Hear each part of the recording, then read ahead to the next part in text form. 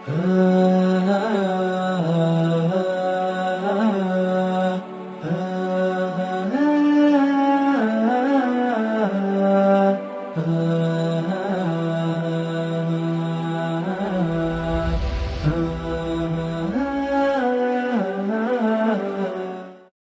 Rahmanir Rahim. Nahmaduhu wa nusalli ala rasulihil kareem. Alhamdulillahi wassalatu wassalam ala Sayyidina Muhammad wa ala alihi wa ashabihi ajma'in. Wa baraka wa sallama tasliman kathiran kathiran. Rabbi shrah lana sudurana wa yassir lana umurana wahlul 'uqdatam min lisanina yafqahu qawlana. Assalamu alaikum wa rahmatullahi wa barakatuh. To all of our viewers, once again, we extend the eternal and the universal salutation of peace. Welcome once again to another episode of the Al-Quran series. The Al-Quran series, as we have been mentioning from time to time, is an educational program geared towards going through the concepts which will enable one to efficiently be able to recite the text of the Holy Quran. And this indeed is the very last episode of the program, the last episode of the Al-Quran series. We do hope that Allah subhanahu wa ta'ala accepts our efforts. May Allah subhanahu wa ta'ala make it a source of education, a source of motivation, and a source of inspiration for us all. For indeed, Allah subhanahu wa ta'ala has blessed us with the Holy Quran. And the gift of the Quran is indeed something which cannot match any other gift. Allah subhanahu wa ta'ala has given us that gift, and the gift of the Quran is indeed a source of inspiration, a source of light, a source of guidance, once we can utilize that gift in our lives. In chapter 14 of the Holy Quran, the very first verse, Allah subhanahu wa ta'ala speaks about the Quran being a source of light for those who accept the gift of Al-Quran. So in this verse, Allah subhanahu wa ta'ala mentions, أعوذ بالله من الشيطان الرجيم ألف لام را كتاب أنزلناه إليك لتخرج الناس من الظلمات إلى النور بإذن ربهم إلى صراط العزيز الحميد. Allah subhanahu wa ta'ala mentions that indeed this is a book which we have revealed to the Prophet Muhammad, peace be upon him, that you may bring mankind out of darkness into light, by the permission of Allah subhanahu wa ta'ala. And the Quran itself is also not just a source of light, but is also a source of guidance, so that mankind can come to a path of He who is exalted in might and who is praiseworthy, meaning Allah subhanahu wa ta'ala. So this indeed is the Quran in a very small nutshell, that once we are able to tap into the mercy of the Quran, and we are able to utilize that gift given to us by Allah subhanahu wa ta'ala, the Quran can be a source of light for us in our darkest moments. And also, it can be a source of guidance for us as well. In one hadith, the Prophet sallallahu alayhi wa sallam mentions, وَمَا اجْتَمَعَ قَوْمٌ مِّن بَيْتٍ مِّن بُيُوتِ اللَّهِ يَتْلُونَ كِتَابَ اللَّهِ وَيَتَدَارَسُونَهُ بَيْنَهُمْ إِلَّا نَزَلَتْ عَلَيْهِمُ السَّكِينَةُ وَغَشِيَتْهُمُ الرَّحْمَةُ وَحَفَّتْهُمُ الْمَلَائِكَةُ وَذَكَرَهُمُ اللَّهُ تَعَالَى فِي مَنْ عِنْدَهُ.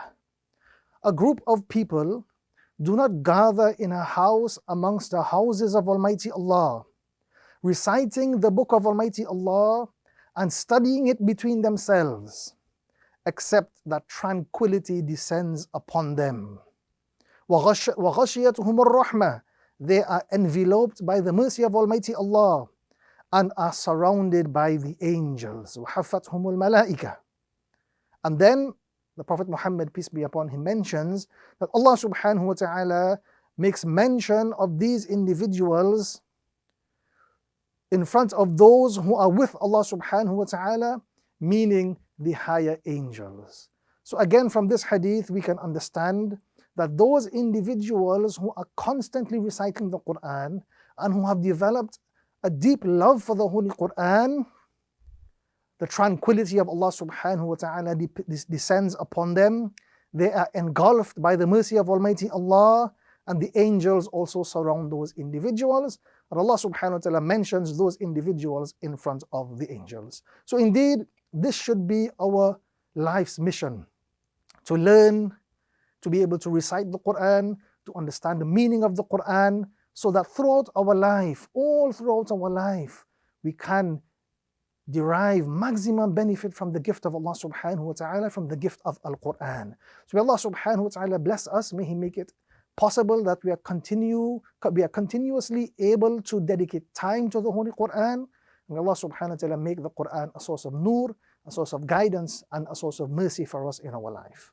So alhamdulillah, we have come to the very last episode of the Al-Quran series. This episode is going to be a little bit of a lengthen, a little bit of a long series, a long episode. May Allah subhanahu wa ta'ala accept. In this episode, we will be dealing with 4 very important concepts which will enable one to understand the Arabic text as to how to pronounce and how to recite the Arabic text. May Allah subhanahu wa ta'ala bless us all, and may Allah subhanahu wa ta'ala make it easy upon us, and may Allah subhanahu wa ta'ala grant us the ability that we always engaged in the learning and teaching of Al-Quran. So the first concept in today's episode, we'll be talking about the signs of mad. What is mad? The mad is a sign, this is a sign in the Arabic text that signifies a long prolongation of the letter upon which it appears. So when we go through the Arabic text, we'll be seeing certain signs which will be an indication for us that we must prolong that particular letter longer than all of the other letters. So this is the definition of a mad. So when we go through the text, we must keep an eye out for those signs that will tell us that we must prolong this particular letter much longer than the others. So the first sign looks something like this. As we can see, it looks like a very huge or very large dash. And there are points that we must take into consideration. First of all, this particular sign will be appearing on top of a letter which has to be prolonged. So this sign is not going to be appearing underneath. Rather, it is going to be appearing on top of the letter. And this is an indication that that particular letter must be prolonged. Also, this particular sign has more of a profound and deep colored look when we go through the Arabic text in the Holy Quran. Wherever we see this particular sign, we would notice that it is of a more profound looking sign with a deep colored look. The duration of this particular sign, or the duration of this particular mad, is 3 to 5 seconds. So very simply, when we go through the Arabic text and we see this particular sign appearing on top any letter, that is an indication to us that that particular letter must be prolonged to the duration of 3 to 5 seconds. So let us look at some examples of this particular mad, or some examples of this particular sign.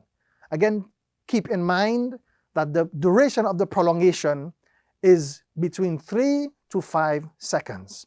So in the first example, we have ha fatha ha, dal alif fatha da, hamza kasra I, and qaf fatha qa.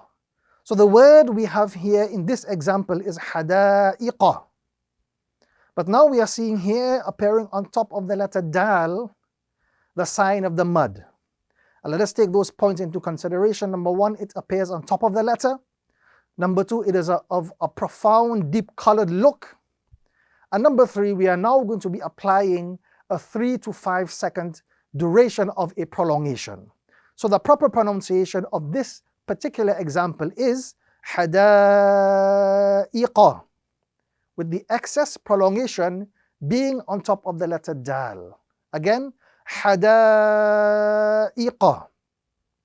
We look at the second example. So in the second example, straight away we can see the sign appearing on top of one of the letters.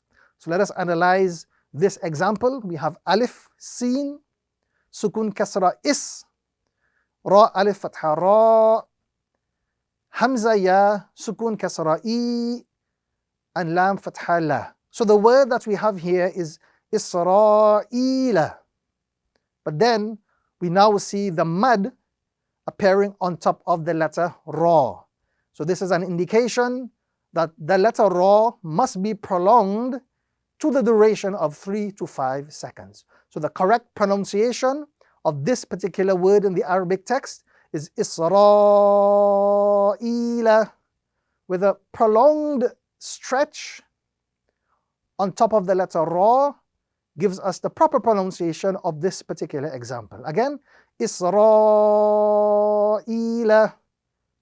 The prolongation must be between 3 to 5 seconds.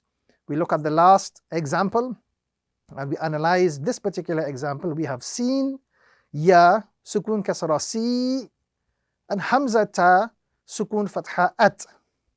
So this word is si at, but here we have the mud, the deep colored, profound looking mud appearing on top of the letter sin, which is an indication to us that we must stretch or prolong the letter sin to the duration of 3 to 5 seconds. So the correct pronunciation of this particular example is si at, with a prolonged duration anywhere between 3 to 5 seconds. Si at is the correct pronunciation of this particular example.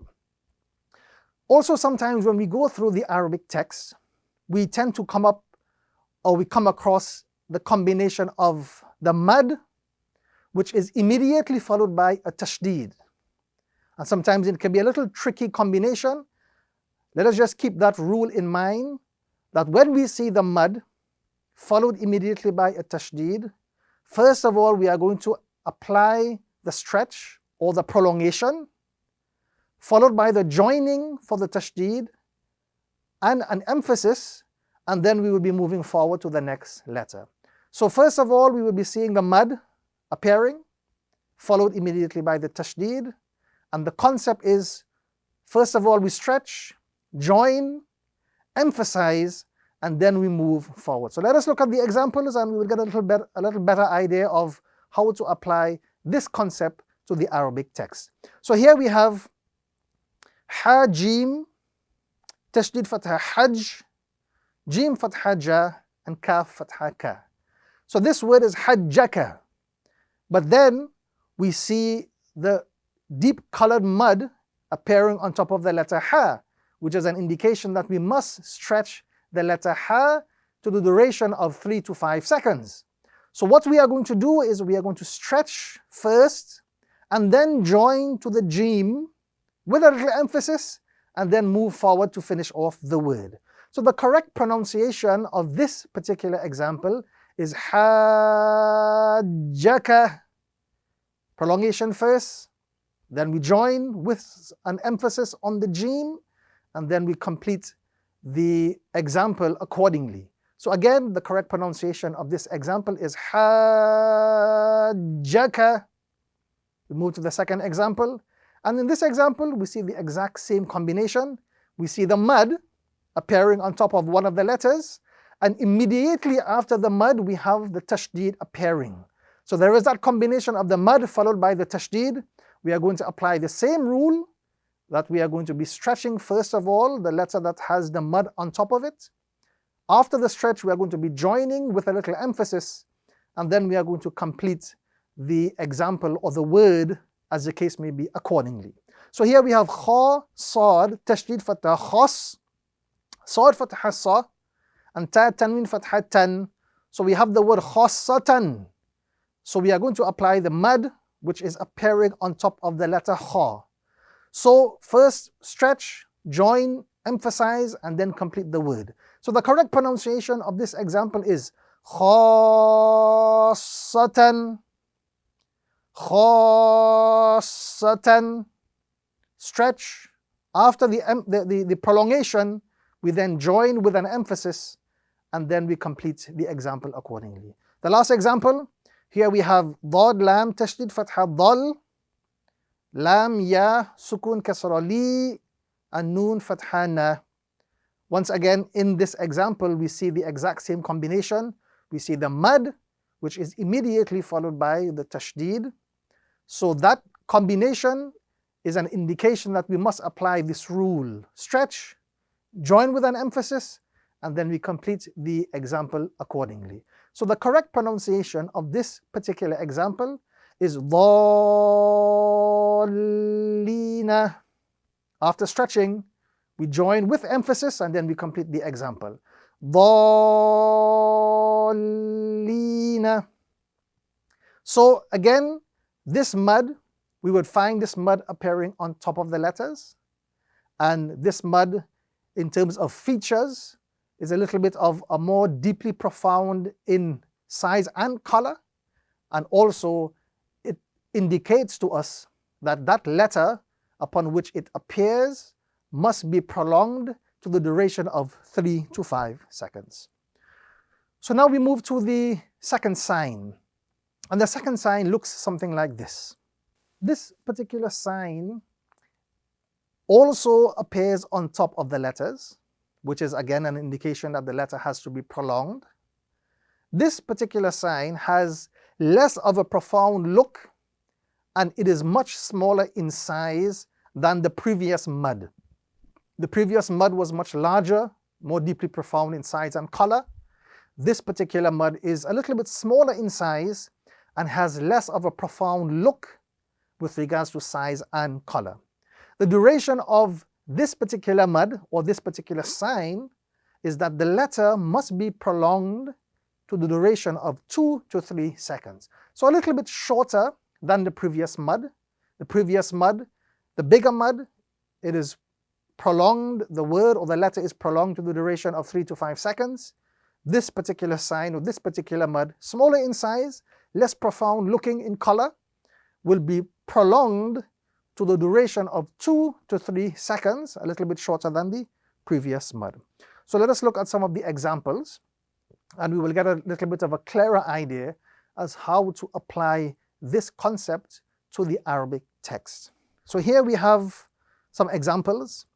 The first example we would analyze and we would apply the sign, and we will be able to understand the concept of this particular mud and how to prolong it and the duration as well. So keep in mind, the duration of this particular mud is anywhere between 2 to 3 seconds. So the first example we have ba kasra bi, mim alif fatha ma, alif noon, sukun, dhamma un, za kasra zi, and lam fatha la.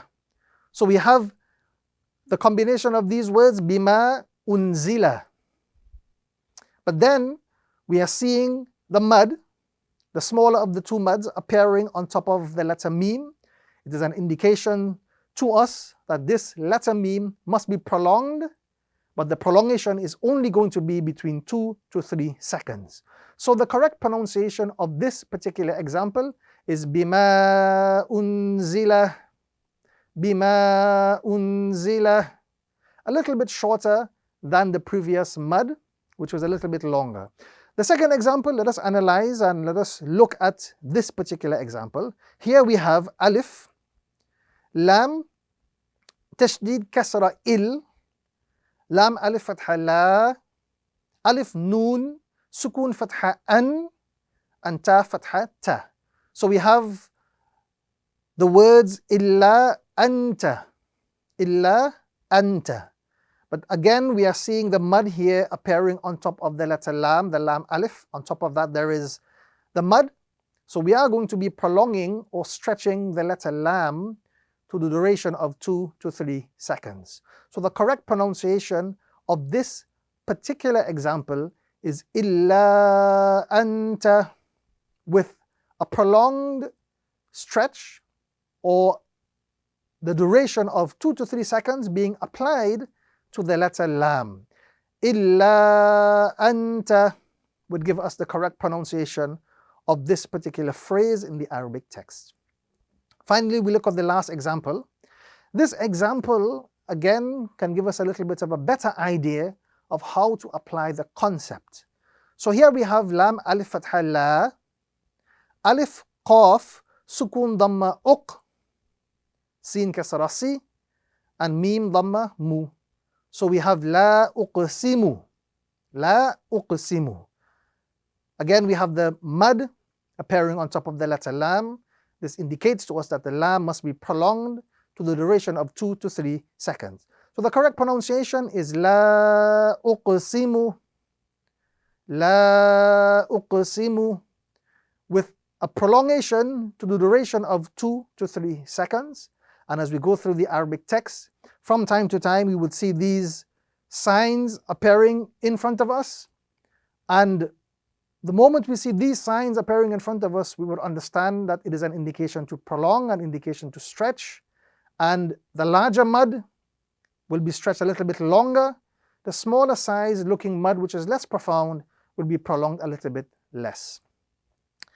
So at this point, we move on to the second concept. And the second concept that we are dealing with in this episode is the concept of silent letters in the Arabic text. And this is a very important concept because as we go through the Arabic text, we must be able to identify and understand which letters are to be pronounced and which letters are not to be pronounced, which letters are silent letters. So in the Arabic text, according to the official script of the Arabic text in the Quran, there are certain letters which are written in the text but are considered to be silent and would not be pronounced. And if you think of the English language, we look at one example, the word lamb, L-A-M-B. So in this word, immediately we can understand that the B at the very end of the word, even though it is written in the text, even though it is there in front of us, we can see it, it is not a letter which is actually pronounced in reciting or in pronouncing that word in the English language. So quite similar in the Arabic text, there are certain letters which even though they are written in the text, they will not be pronounced and they will be considered as silent letters. So the question is, how do we then identify those silent letters? So let us look at the rule. So in the Arabic text, silent letters are identified in two ways. Firstly, when a small circle appears on top of the letter. As we go through the Quran or the Arabic text, from time to time we may see letters upon which a small circle appears on top. This is an indication that that particular letter must not be read and it must be considered as a silent letter. The second indication, the second form of indication for us is that letters appear without dots or vowels. Again, as we go through the Arabic text, we ourselves would notice that there are certain letters that are written in the Arabic text, that there are no vowels upon those letters, neither are those letters accompanied with any dots at all whatsoever. So if we see these letters, immediately we can understand that these letters are silent letters and they must be considered as silent letters and must not be read at any given point in time. So let us look at some of the examples. So the first example we will be looking at is the small circle that appears on top of the letter. So in the Quran, let us analyze the first example. In the Quran, in chapter 59, verse 13, this particular phrase comes. Lam alif fatha la, alif nun sukun fatha an, ta mim sukun dhamma tum, la antum. So according to the rule that we did before, after the lam there was an alif. Normally we would have attached a small prolongation to that lam. But here it is now we are seeing the small circle appearing on top of the alif, which is an indication to us that this alif must be considered as a silent alif and it must not be read at any given point in time. So the correct pronunciation of this particular word or this particular phrase in the Quran or in the Arabic text is la antum, as opposed to la antum. The correct pronunciation is la antum without any prolongation at all because of the fact that the alif here is considered as a silent alif because of the small circle appearing on top. We look at the second example, and this example comes from the Holy Quran, chapter 10, verse 83. So let us analyze this word. We have mim fatha ma, lam alif fatha la, Hamza kasra I, Ha Mim Sukun kasra Him. So the pronunciation should have been Mala'ihim. But again, we are seeing the small circle appearing on top of the alif, which is immediately after the lam. This is an indication to us that that particular alif must be considered as a silent alif and would not be read in the Arabic text. So the correct pronunciation of this particular word is Mala'ihim. The correct pronunciation is Mala'ihim, without any form of pronunciation of the alif at all, because of this, the circle appearing on top. We would now consider that as a silent letter. Let us analyze the final example. This particular phrase comes from the Holy Quran, chapter 18, verse 38. And as we analyze this text, we'll be able to understand how to apply the silent letter rule. So here we have lam, lengthening fatha la, kaf, noon, tashdid kasra kin, noon alif fatha na, ha damma hu, waw fatha wa. So the pronunciation should have been lakinna huwa. But again, we are seeing here on top of the alif, which is coming immediately after the letter noon. On top of that alif, we are seeing the small circle appearing. This is the indication to us that that alif is now considered a silent alif and must not be read. So the correct pronunciation of this particular phrase is lakinna huwa. Lakinna huwa.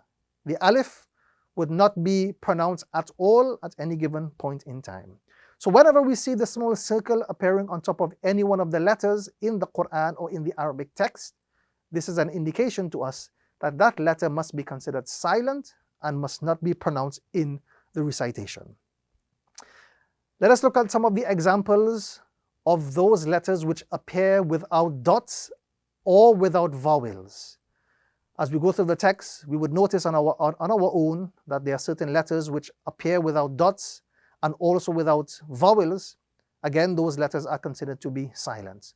So the first example, here we have fa fatha fa, ha fatha ha, dal lengthen fatha da, and at the end there is a letter ya which has no dots. You would have known by now that the letter ya has two dots which normally appear underneath. Here we have the letter ya, but there is no dots attached to that letter. So this is also an indication that this letter ya is considered to be a silent letter and must not be pronounced. So the correct pronunciation of this particular word in the Arabic text is fahada. Fahada. Fa fatha fa, ha fatha ha, dal lengthen fatha da, fahada. The ya would not be pronounced at any given point in time. We look at the second example, and here we have another word of the Arabic text. We have sad fatha sa, lam lengthen fatha la, and then we have a waw upon which there is no vowel at all, and then at the end of the word we have a ta with a tanween fatha.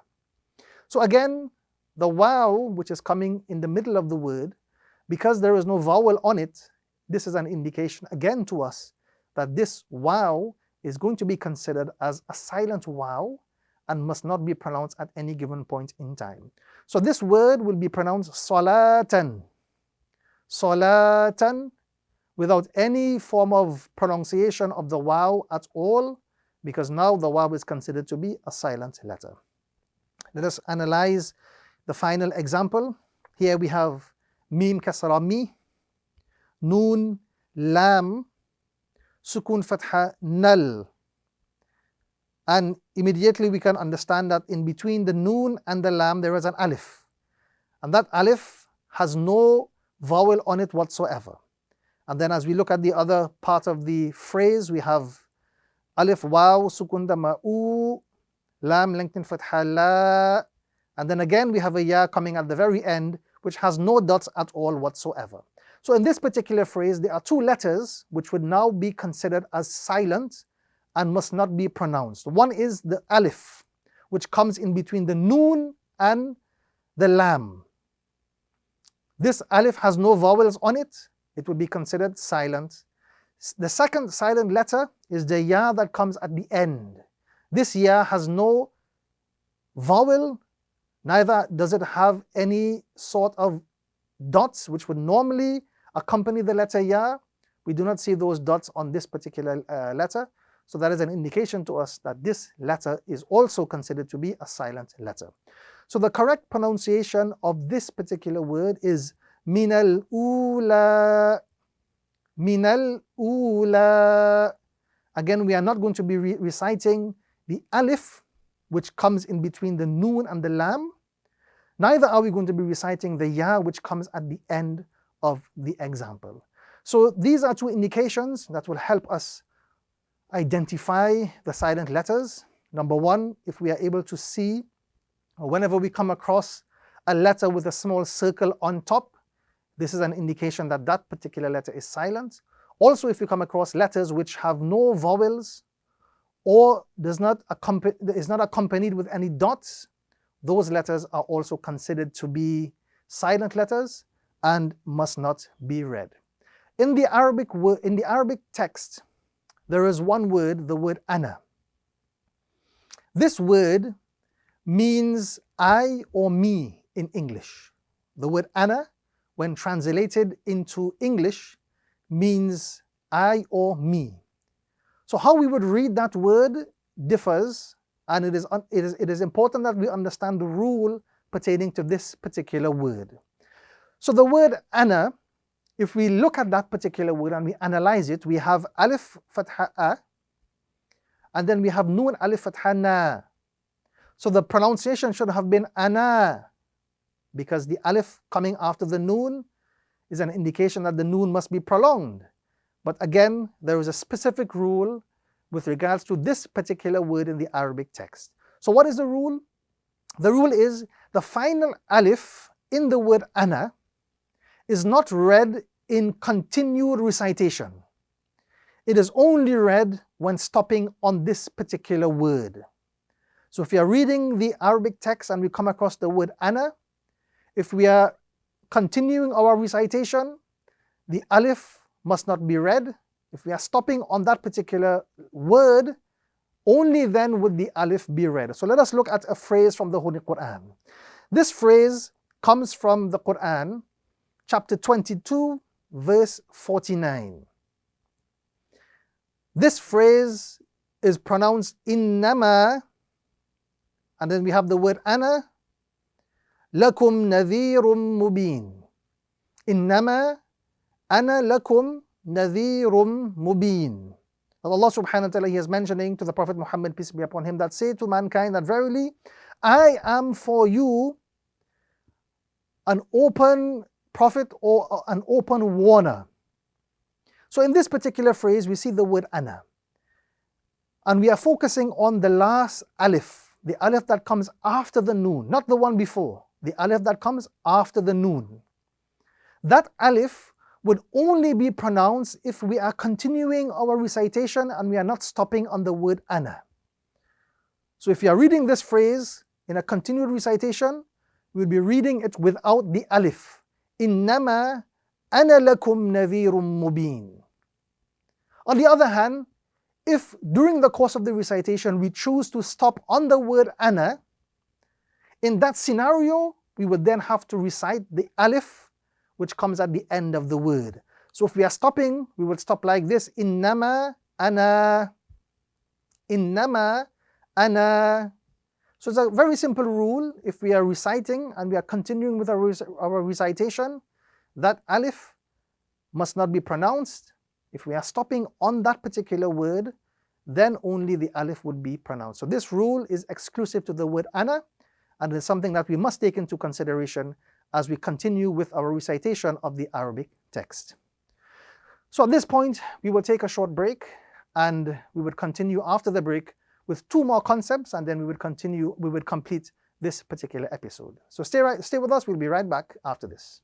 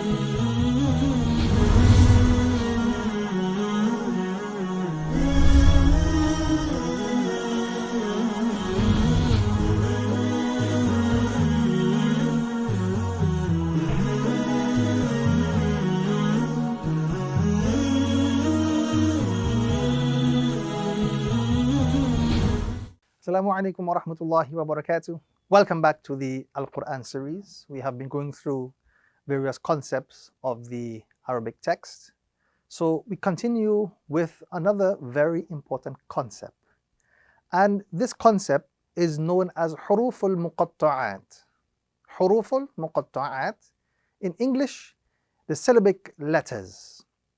What is the definition of huruf al-muqatta'at, or the syllabic letters?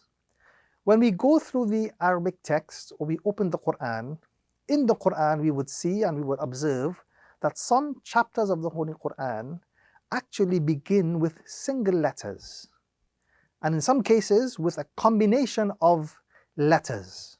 So these single letters, or these combinations of letters that we would see from time to time, starting some of the chapters of the Quran, these letters are known as huruf al-muqatta'at, or the syllabic letters. So in this concept, we would go through the rules of how to apply those particular letters to the Arabic text and how to correctly pronounce those particular letters. So what is the rule? It's a very simple rule. First of all, we must recite or pronounce each letter, each individual letter separately. So as we go through the Arabic text and we see these words, huruf al-muqatta'at, these letters appearing at the beginning of the surahs or the chapters, first of all, we must know that each individual letter must be pronounced separately. Number two, we must apply the rules of prolongation and joining accordingly. So we would notice as we go through some of the examples, we would notice that these letters, they come with some rules of prolongation and also with some rules of joining.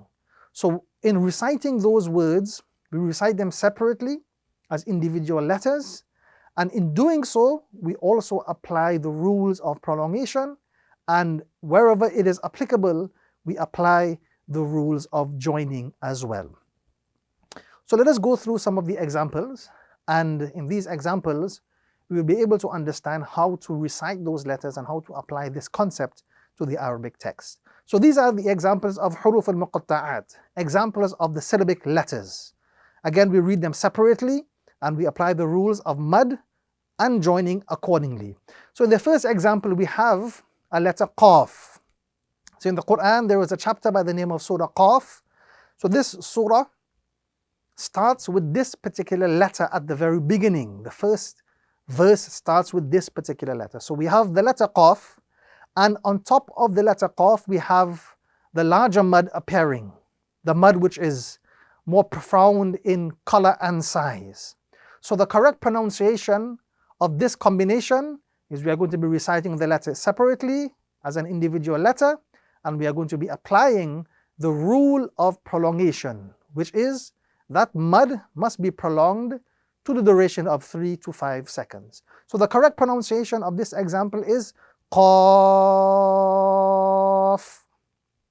We recite it as an individual letter and we apply the rule of prolongation. Qaf. And then we continue with the other part of the text. The second example, here we have the letter Noon. Again, in the Quran, there is a chapter that begins with this particular letter, Surah Al-Qalam or Surah Al-Noon. Here we have the letter Noon, and upon the letter Noon, at the top of the letter Noon, we have the larger mud, which is more profound in size and color. So we are going to be reciting it separately, and also we are going to attach the concept of prolongation to this particular letter. So the correct pronunciation of this letter is Noon. Again, as an individual letter with the prolongation. Noon. Finally, we go to the last example. Here we have two letters in this combination.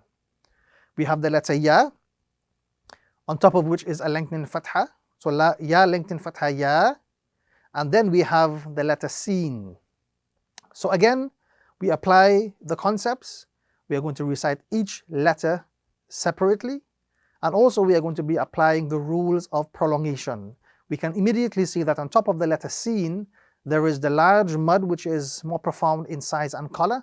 So that prolongation, the prolongation of that particular letter, must be done to the duration of 3 to 5 seconds. So the correct pronunciation of this particular example is Yasin. Again, with a larger portion of the prolongation on the letter Sin because of the mud which appears on top of it. So the correct pronunciation once again is Yasin. Let us look at some other examples. Again, like I was mentioning before, some of the chapters of the Holy Quran start with a combination of letters.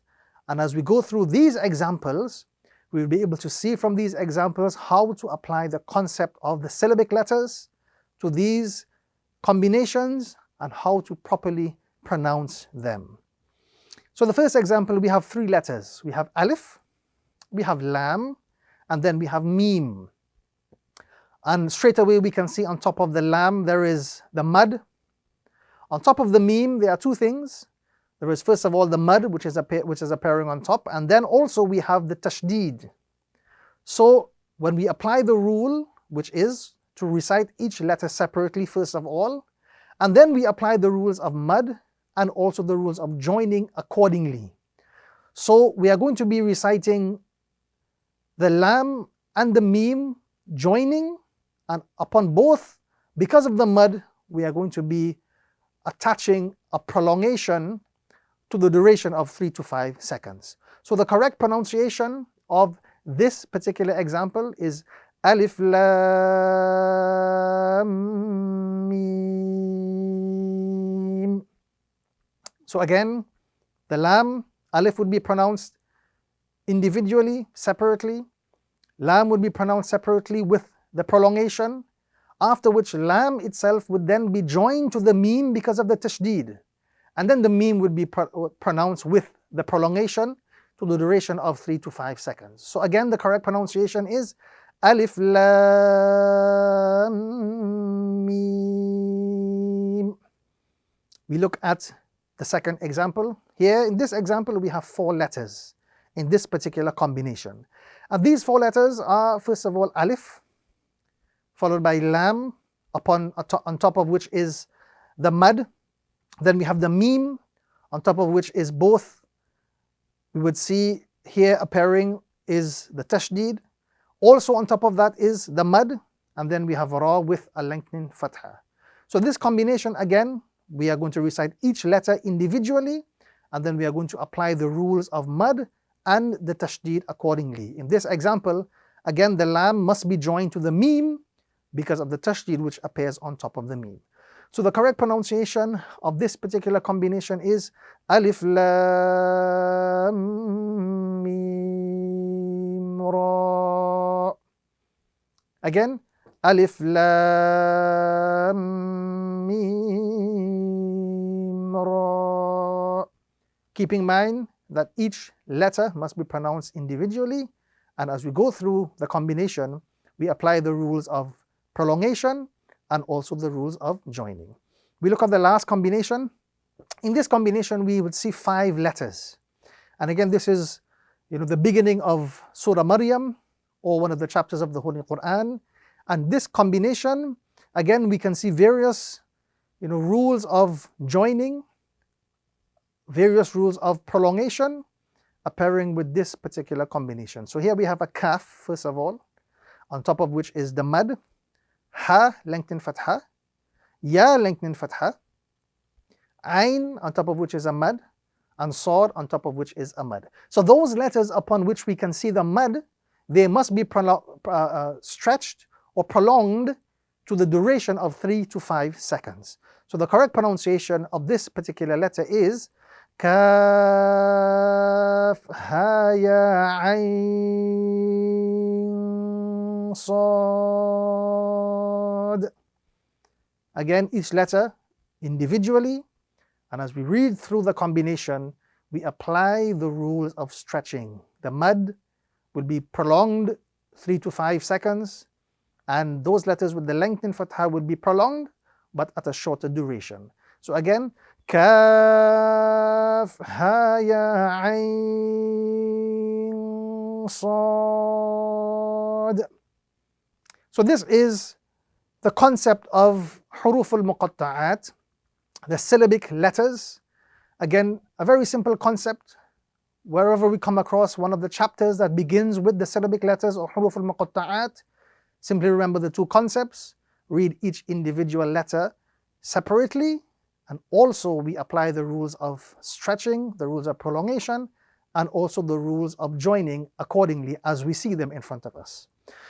The fourth concept that we'll be dealing with in today's episode is the concept of stopping, what is known in the Arabic terminology as waqf, the rules of stopping. How does one stop during his recitation, or while he's reciting the Arabic text? How must one actually stop? Stopping is a very, very important aspect, a very important concept of the Arabic text, because if a person he is unable to apply this concept correctly, in certain instances it definitely would affect the flow of the meaning of the actual text itself. So this is a concept that we must try to understand properly and apply it to the text as we go through the recitation of Al-Quran and as we go through the recitation of the Arabic text. So what is the definition of waqf? When we talk about stopping, or we talk about the rules of stopping, the definition is quite simple. It means to stop the recitation on the last letter of a word, while breaking one's breath and sound, either at a full stop or at an appropriate place of stopping. So we are reciting the Arabic text and there is a break in breath and sound. We stop at the last letter of that particular word, whether it is at a full stop or at another appropriate place of stopping.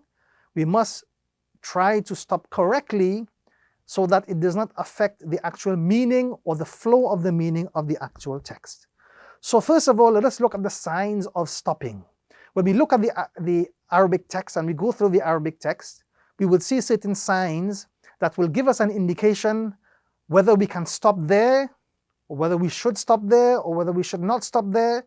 What is the preference? These signs will indicate to us. So first of all, as we go through the Arabic text, from time to time we would be presented with a circle. This circle means that this is a full stop. That's the first sign. Secondly, we would see some letters that would be appearing between the verses. So there is a letter za, qaf, sad, and the combination of these three letters, sad, lam, and ya. Wherever we see these letters appearing in between the verses, this is an indication that it is desirable to continue and that we should not pause at that particular point. Thirdly, we see the combination of a qaf and kaf, which means qif in the Arabic language means to stop. Wherever we see this appearing in between the verses, this means that it is recommended to pause at that particular juncture. Also, sometimes you would come across a small jim appearing in between the verses. This is an optional pause, or it is up to the individual if he would like to continue. Optional to pause or to continue. Also, we would come across the letter jim with 3 dots. And the combination would be, this sign would be appearing at the end of 3 consecutive verses. So that individual, he has the choice to stop at any 2 of the 3 verses, which will be read in continuity. So when we see this sign appearing at the end of 3 consecutive verses, that person, he has the option to stop at any 2 of the verses and then continue his recitation. Also, sometimes when we go through the Arabic text, we see a small meme. This is an indication of a compulsory stop. Sometimes we will come across a small ta.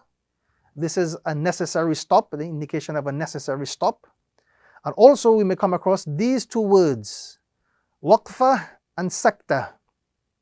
When we see these 2 words, this is an indication that we must pause without breaking the breath. So we're reading the Arabic text and we see these combinations appearing in front of us in between the verses. We can pause, but we should not break the breath. And after that pause, we continue the recitation once again.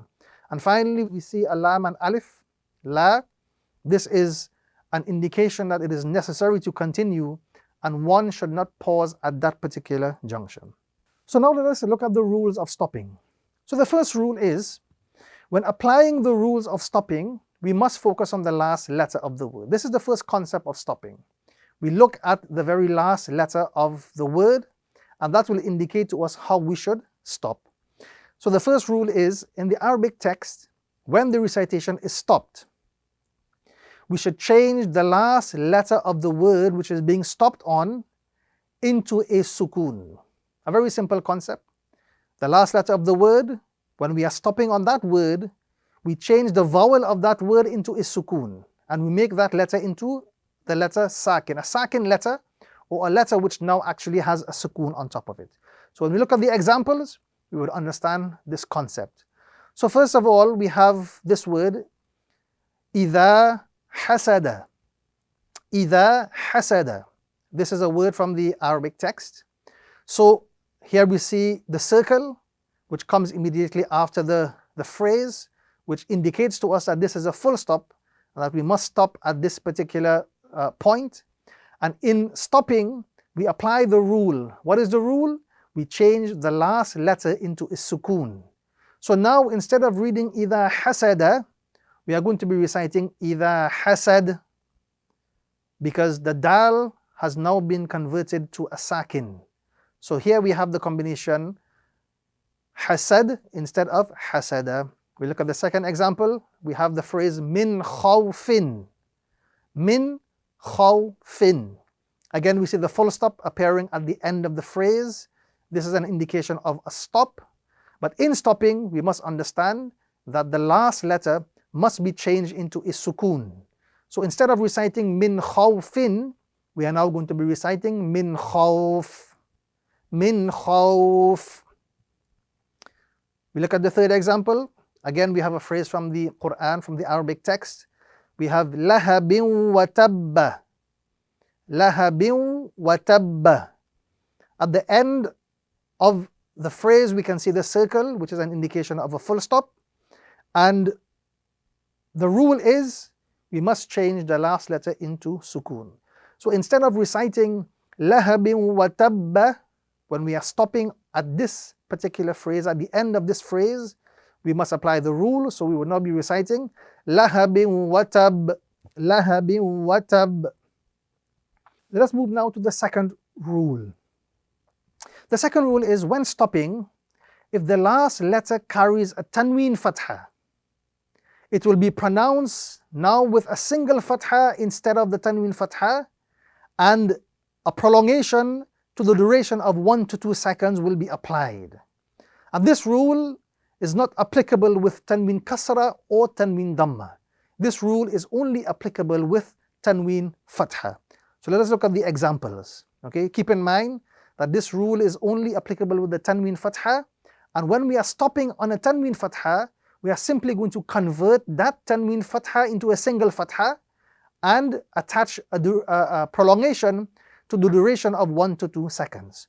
So here we have some examples. The first example, we have a phrase from the Quran, kana tawwaban. Kana tawwaban.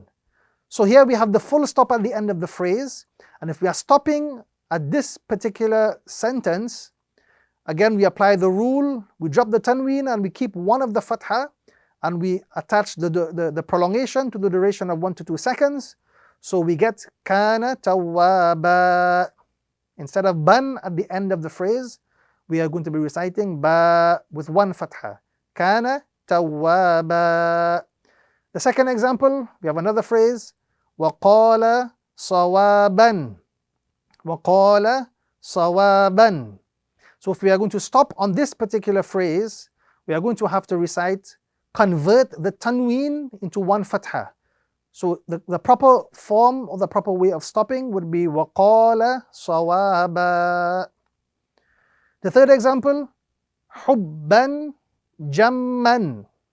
Hubban jamman. Again, we see the full stop, and when we are stopping, the rule is simply to convert the tanween into a single fatha and apply the prolongation of 1 to 2 seconds. So the correct pronunciation or the correct method of stopping on this particular phrase would be hubban jamma. We move on to rule number 3. Rule number 3 is when stopping, if the last letter is a round ta, it will be changed into a small ha and a sukoon will be applied to it. So remember, in the Arabic text there are 2 letter tas. There is one ta which looks like this, which is known as the round ta, and there is another ta which is the flat ta. In this rule we are talking about the round ta. So if the word ends with the round ta, the rule is that we must convert that ta into the letter ha and apply a sukoon on top. So let us look at the examples. Here we have a phrase from the Holy Quran, narun hamiyatun. Narun hamiyatun. So we can see that the phrase comes to an end with the round ta. The rule is change the ta into ha and apply a sukoon. So when we are ending on this phrase, we are going to be reciting narun hamiyah. Instead of hamiyatun, we are going to be reciting hamiyah. We look at the second example. Fakku raqabatin. Fakku raqabatin. Again, in this example, we see the round ta coming at the end of the phrase, at the end of the sentence. So we apply the rule, change the ta into a ha and apply the sukoon. So we are going to be pronouncing fakku raqabah as opposed to fakku raqabatin. We are going to be reciting fakku raqabah. And lastly, we have al-qari'atu. Al-qari'atu. Here also we see the word ending with the round ta. The rule, quite simply, is to change the ta into ha and apply a sukoon. So when stopping on this word, the pronunciation would be al-qari'ah as opposed to al-qari'atu. The pronunciation of stopping would be al-qari'ah. The fourth rule is that when stopping, if the last letter is the flat ta, so now we are dealing with the flat ta, not the round ta anymore. The rule is that the sukoon will be applied to it and it will be read as is with the sound of ta. So whenever we see a word ending with the flat ta, all we do is we apply a sukoon and we read it accordingly. So let us look at some examples. The first example is fis sadaqati. Fis sadaqati. So the rule is, we can see at the end of this phrase, the long ta, the rule is simply to apply a sukoon to the last letter or a sukoon to the ta. So in stopping, we will be reciting fis sadaqat as opposed to fis sadaqati. The second example, bis salihat. Bis salihati would now be pronounced bis salihat. And lastly, lahum jannatun. Here we see the long ta coming at the end of the phrase, at the end of the sentence. We apply the rule, we substitute the tanween dhamma for the sukoon, and we read accordingly. So the correct pronunciation while stopping at this particular verse will be lahum jannat. We move on to the fifth rule. When stopping, if the sentence ends with an alif, a sukoon, or a lengthening fatha, no changes will be made and those words will be pronounced as is. When we go through the Arabic text and if we come across an alif at the end of the sentence, a sukoon, or a lengthening fatha, no change will occur and we simply read what we see. So let us look at some of the examples. The first example we have is the word dassaha. Here we have an example of the alif coming at the end of the word. Immediately after the alif, we see the full stop. So this word ends with alif. Again, the rule is no change is required. We simply read what we see. Dassaha. The second example, we have the word lashatta. Again, we see at the end of this word, we see that this word ends with a lengthening fatha. The rule is no change is required, no change will apply, and we recite what we see as is. So in reciting and in stopping, we will be reciting lashatta. And the final example, we have the word jannati. Here we see the last letter, ya, upon which is already a sukoon, so no change is required, no change will be necessary. We simply read what we see and we complete the sentence accordingly. So when stopping on this word, we will stop pronouncing it jannati. This is the correct pronunciation when we come to the end of this letter or this word. So when there is an alif, sukoon, or lengthened fatha, no change is required. We simply recite what we see in front of us. So that brings us to the end of this episode and also to the end of the Al-Quran series. First of all, we thank Allah subhanahu wa ta'ala who has indeed made it possible, who has given us life, health and strength, that we'll be able to go through the various concepts that will enable one to recite the Arabic text. May Allah subhanahu wa ta'ala make it a means of education, a means of motivation, a means of inspiration. May Allah subhanahu wa ta'ala always give us further opportunities to be engaged in teaching and learning the Holy Quran. Also, we would like to say a very special thank you to all of our viewers who have been tuning in with us from episode to episode. May Allah subhanahu wa ta'ala bless you all. May Allah subhanahu wa ta'ala make it easy upon you to recite, to learn, and to continue to draw inspiration from the Holy Quran. May Allah subhanahu wa ta'ala bless us all. And may Allah subhanahu wa ta'ala give us the very best of this world and in the life of the hereafter. So as we have come to the end of the program, as we have come to the end of the Al-Quran series, we would like to take a short moment to end with a very short dua. And that dua is quite simply, Allahumma anis wahshatina fi quburina, Allahumma arhamna bil Qur'an al-azim, waj'alhu lana imaman wa nuran wa hudan wa rahmah, Allahumma dhakkirna minhu ma nasina, wa 'allimna minhu ma jahilna, wa razuqna tilawatahu ana al-layl wa ana an-nahar, waj'alhu lana hujjatan ya Rabbil Alameen. O Allah, remove from us the loneliness of our grave. O Allah, bless us with the Holy Quran. O Allah, make the Quran a source of guidance for us, a source of light for us, a source of mercy in our lives. O Allah, you help us to remember that of the Quran which we have forgotten. And O Allah, you teach us that of the Quran which we do not know. And O Allah, you grant us the empowerment that we are able to recite the Quran night and day.